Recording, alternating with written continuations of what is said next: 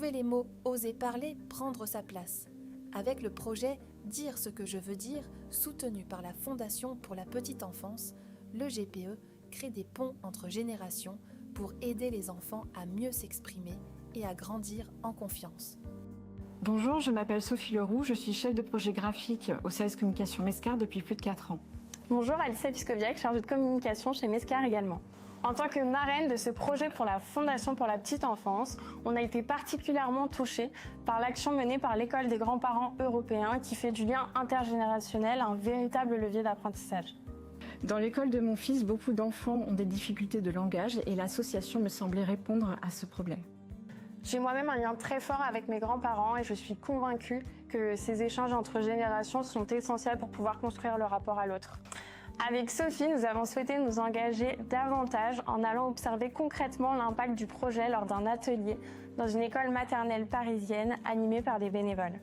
Pendant l'atelier, j'ai été très marquée de voir un lien de confiance se créer entre deux générations aussi éloignées. Les enfants étaient fiers de prendre la parole grâce au travail bienveillant des bénévoles. Je suis Eliette Joubert.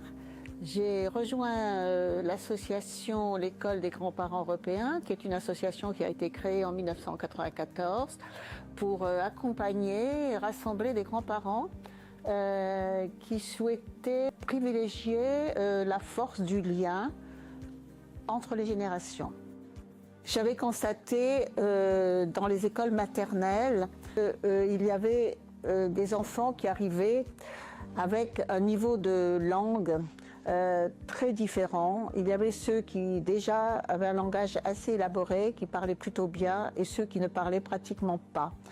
Ce qui crée une sorte de violence précoce, parce qu'on ne peut pas dire ce qu'on veut dire.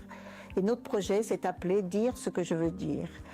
Il s'agissait pour ces enfants-là de leur donner des mots, de les aider à parler, à oser prendre la parole, à avoir confiance en eux. Nous avons eu la chance d'obtenir l'agrément du rectorat.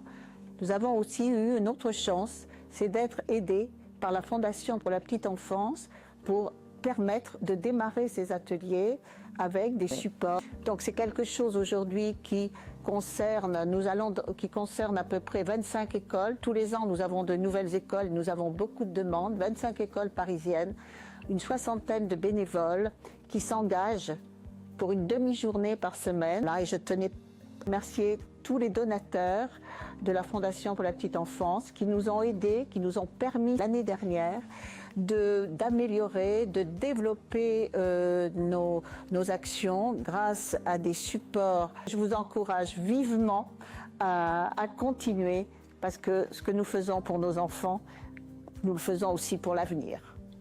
Découvrez nos projets sur fondation.mescart.com parce que chaque enfant mérite le meilleur.